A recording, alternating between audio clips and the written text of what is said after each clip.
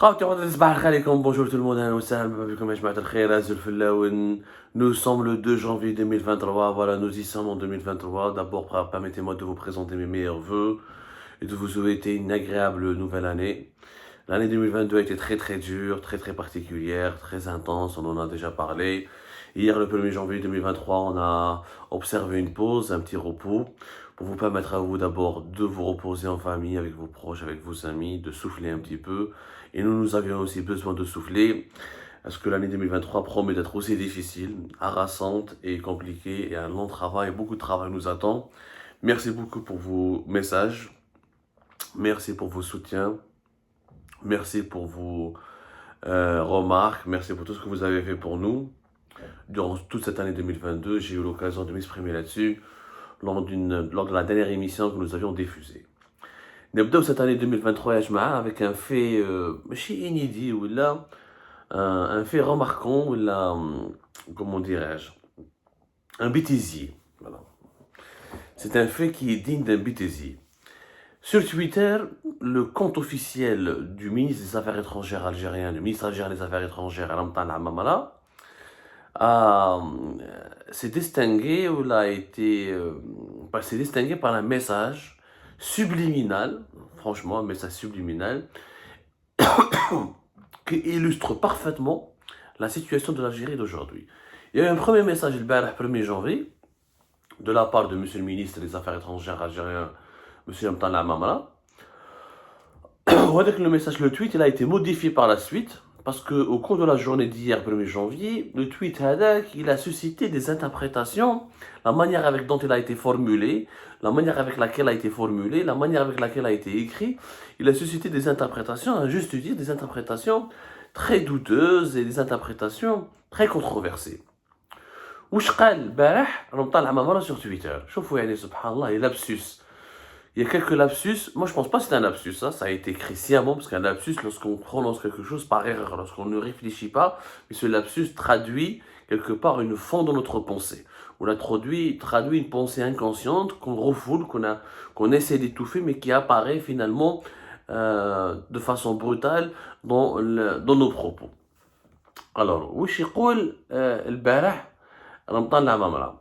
Dans la première version de son tweet, je souhaite une heureuse année pleine de succès pour tous nos citoyens en Algérie et à l'étranger. Nous attendons avec impatience que la nouvelle Algérie enregistre de grandes réalisations au niveau national et international. Je souhaite une heureuse année pleine de succès pour tous nos citoyens en Algérie et à l'étranger. Nous attendons avec impatience que la nouvelle Algérie enregistre de grandes réalisations au niveau national et international. Un ministre algérien, le chef de la diplomatie algérienne, qui est donc l'un des principaux ministres du gouvernement algérien, l'un des cadors du régime algérien, parce que c'est un département régalien, le ministère des Affaires étrangères, qui dit que nous attendons avec impatience que la nouvelle Algérie enregistre des grandes réalisations au niveau national et international. Et c'est un lapsus, peut-être, mais c'est une phrase qui veut tout simplement dire que la nouvelle Algérie n'a pas encore réalisé de grandes réalisations.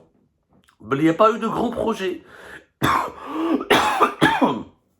Je suis toujours sur l'effet de la grippe, mais la nouvelle Algérie ne s'est pas encore distinguée par de grandes réalisations.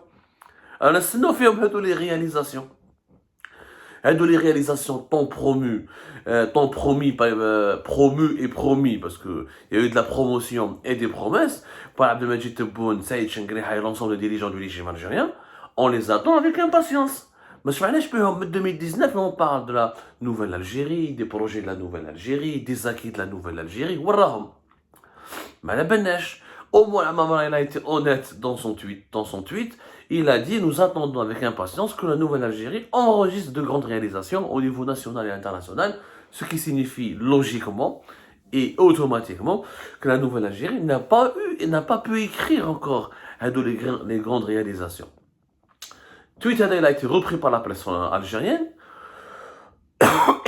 Sur les réseaux sociaux, bien sûr, il y a eu une polémique, une controverse, parce que tout le monde, on sait tous que Amtan maîtrise parfaitement le français. Belek, c'est pas lui qui s'occupe de son compte Twitter, mais je sais qu'on m'a confirmé d'après mes sources qu'il est très branché sur Twitter et qu'il vérifie minutieusement et qu'il publie lui-même ce qu'il y a sur son compte, mais il y a certainement une personne de son cabinet qui s'en occupe. En tout cas, il est impossible que cette personne ne maîtrise pas aussi le français, parce que les mots ont un sens. Et là, dans l'occurrence, ils ont un sens qui est lourd. Quand tu dis que j'espère globalement que la Nouvelle-Algérie va enregistrer des grandes réalisations au niveau national et international, cela signifie, Ejmaa, que la Nouvelle-Algérie, tout bonnement, elle est encore vierge, elle est encore nulle, il n'y a rien de grand qui a été encore réalisé. Et le tweet Ejmaa, il a été... Moi, je dirais, c'est un lapsus. Je ne crois pas que Lamtana a voulu dire cela.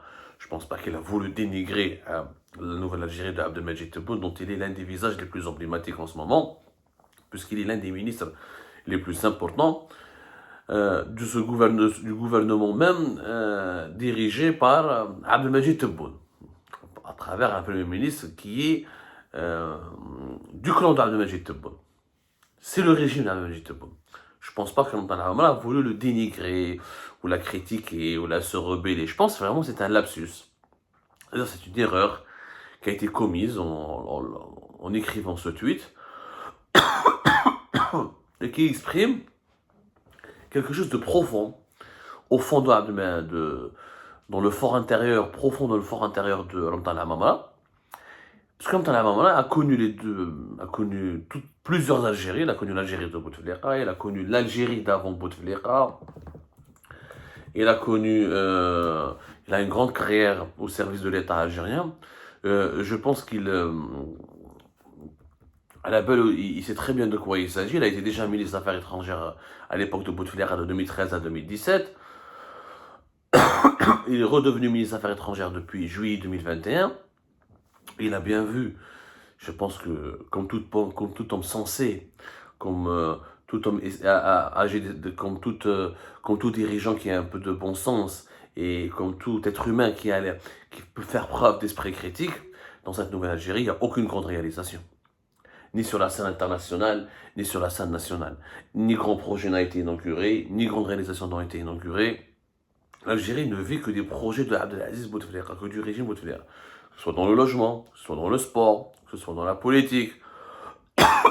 Et en termes de diplomatie, l'Algérie souffre énormément de l'isolement, au point où Abdelmadjid Tebboune est devenu le président algérien qui supplie la France, puisqu'il a fait des louanges et des éloges extrêmement rares à l'égard de la France pour se rapprocher de Paris, se réconcilier avec la France, alors qu'il est soumis à un pressing et un forcing diplomatique international, notamment du côté américain, très sévère, ce qui l'a obligé à annuler sa visite à Moscou, ce qui l'a obligé à s'absenter au sommet des chefs d'État africains invités lors des sommets Afrique-États-Unis, ce qui l'a contraint de s'absenter aussi au sommet de la Ligue arabe avec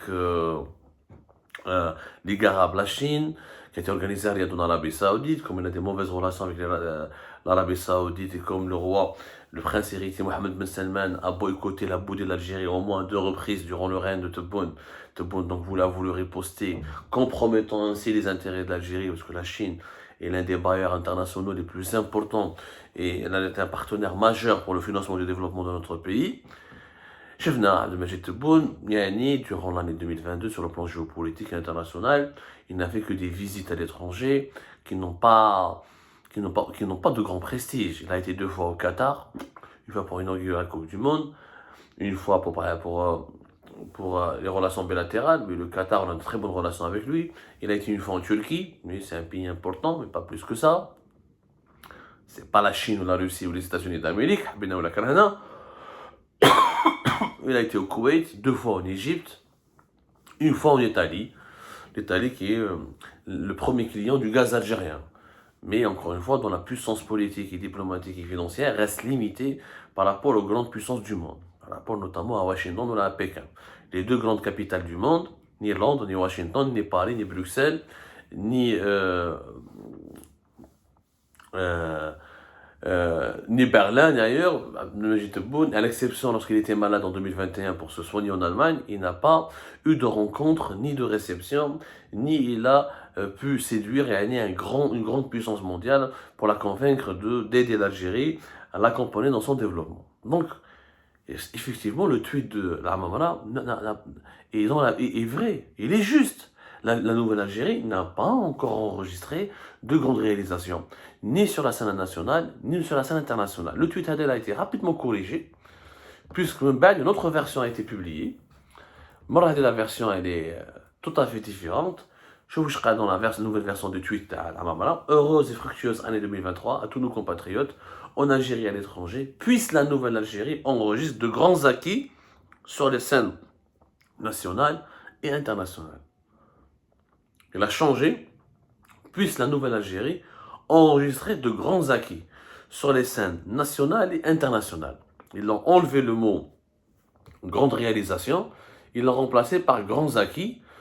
C'était encore une fois pour corriger le premier lapsus, parce qu'à la belle obélie, ça a déjà suscité la controverse, et que ça va blesser Abdelmajid Tebboune. Donc on parle plus de réalisation, on parle de grands acquis. Les mots ont un sens encore une fois, Ejma. Donc, il y a eu des réalisations, mais il n'y a pas eu d'acquis.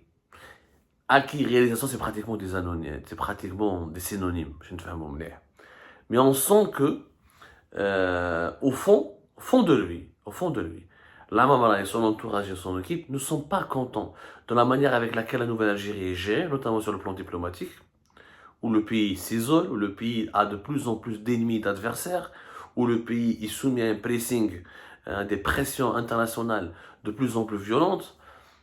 Il y a un mécontentement, il y a un malaise général au plus haut sommet de l'État algérien, parce que, encore une fois, le mode de gouvernance du duo Chengereh-Tebboune est en train de mener le pays vers des difficultés qui pourront s'avérer plus tard, ou qui pourront générer plus tard des conséquences très dangereuses sur la sécurité nationale et sur la stabilité nationale.